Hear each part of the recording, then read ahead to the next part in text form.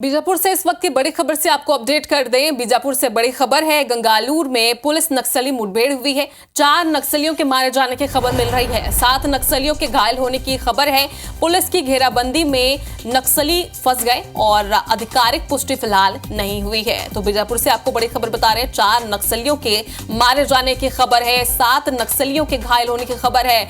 तो बेहद बड़ी खबर इस वक्त की आपको बता रहे हैं। बीजापुर से पुलिस की घेराबंदी में नक्सली फंसे, ऐसी जानकारी है। फिलहाल आधिकारिक पुष्टि नहीं हुई है, लेकिन इस वक्त की सबसे बड़ी खबर IBC 24 आपको दिखा रहा है। बीजापुर में 4 नक्सलियों के मारे जाने की खबर है और इसके साथ ही साथ 7 नक्सलियों के घायल होने की भी खबर सामने आ रही है। पुलिस ने घेराबंदी करके इन्हें पकड़ा है, ऐसी जानकारी है, लेकिन आधिकारिक पुष्टि अभी तक नहीं हुई है। तो एक बार फिर से नक्सली काराना करतूत को अंजाम देने वाले थे, लेकिन पुलिस की तत्परता देखिए, उसने घेराबंदी कर नक्सलियों को पकड़ा है और साथ ही घायल भी किया है। नरेश मिश्रा हमारे साथ इसी खबर पर जुड़े हुए हैं। नरेश, एक बड़ी खबर सामने आ रही है, मुठभेड़ की खबर है, अपडेट दें।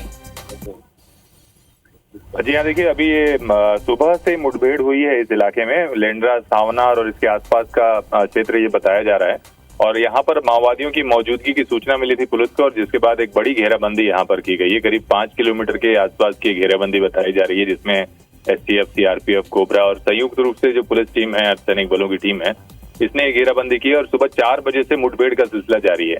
तो अभी तक जो अपडेट आ रही है उसमें 4 से अधिक नक्सलियों के मारे जाने की आशंका जताई जा रही है। हालांकि आधिकारिक पुष्टि नहीं हुई है क्योंकि अभी भी जो पुलिस पार्टियां हैं वो नक्सल क्षेत्र पर हैं और ऐसे में और मुठभेड़ भी रुक रुक कर लगातार हो रही है। जो पुलिस लगातार एरिया को सर्च कर रही है उसके बाद, तो इस वजह से अभी तक अपडेट्स नहीं आई हैं। लेकिन जो जानकारी मिल रही है, 4 के करीब माओवादी मारे गए हैं और कई माओवादी घायल हुए हैं, उनकी सर्चिंग की जा रही है। और क्योंकि घेराबंदी बढ़ी है इसलिए ऐसा लगता है कि पूरे घटनाक्रम को अपडेट होने में कुछ वक्त लग सकता है।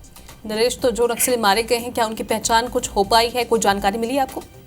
नहीं, देखिए पुलिस ने तो अभी तक इसकी अधिकृत पुष्टि भी नहीं की है और इसकी वजह यही है कि जब तक जो मुश्किल क्षेत्र हैं जहां किसी तरह का संपर्क साधना पुलिस के लिए मुश्किल होता है और वहां पर पार्टियां होती हैं पुलिस की, तो जब तक वो अपना ऑपरेशन खत्म नहीं कर लेते तब तक पुलिस अपडेट नहीं करती।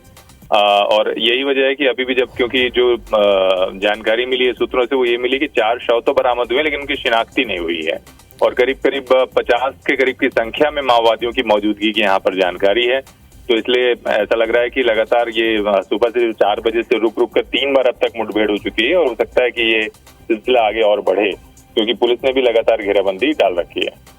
तो नरेश, इतनी संख्या में अगर वहां पर नक्सली मौजूद थे तो क्या ये किसी बड़ी वारदात को अंजाम देने के फिराक में थे?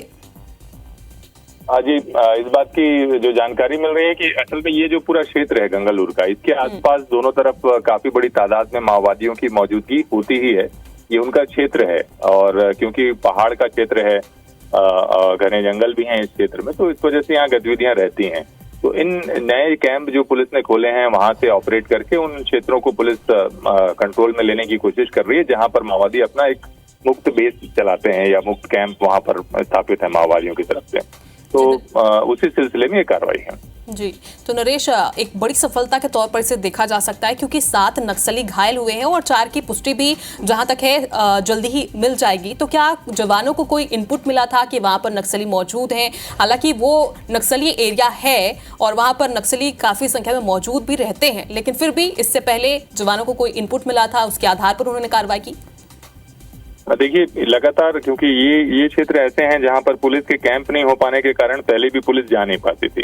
इनपुट पहले भी मिलते थे, पर मुश्किल ये थी कि जो क्षेत्र है वो गुरिल्ला वॉर जोन की तरह विकसित माओवादियों ने कर रखा है। तो जब भी ऐसी घेराबंदी या ऐसी स्थितियां बनती थी तो पुलिस को या तो बल कम पड़ जाता था या जो बूबी ट्रैप का सिस्टम है उसमें कई बार माओवादी जवानों को घेर लेते थे तो वो अपना ऑपरेशन कंप्लीट नहीं कर पाते थे।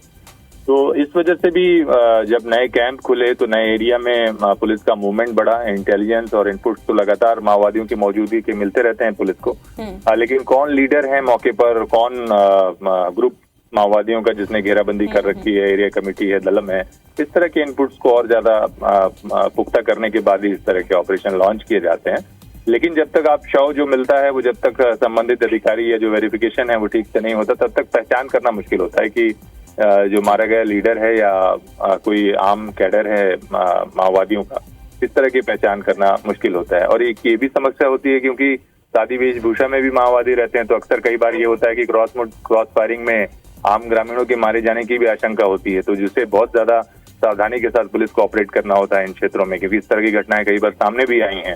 तो इन सभी चीजों को ध्यान में रखते हुए ये ऑपरेशन लॉन्च करने की कोशिश रहती है पुलिस की तरफ से, लेकिन जब तक अधिकृत तौर पर पुलिस की तरफ से अपडेट नहीं आ जाती है तब तक कुछ भी कहना संख्यात्मक तौर पर मुश्किल होगा। लेकिन ये सूत्रों से जानकारी मिली है कि एक बड़ी मुठभेड़ इस इलाके में लगातार जारी है।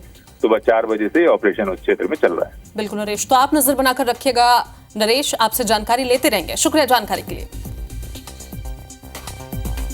तो बड़ी खबर है बीजापुर से, क्योंकि 7 नक्सलियों के घायल होने की खबर है और इसके साथ ही हमारे सहयोगी नरेश मिश्रा हमें बता रहे थे कि 50 से ज्यादा नक्सलियों के वहां मौजूदगी का अभी तक पता चल पाया है और बड़ी कायराना करतूत को यहां अंजाम देने की प्लानिंग थी। फिलहाल जवानों को बड़ी सफलता यहां पर हासिल हुई है।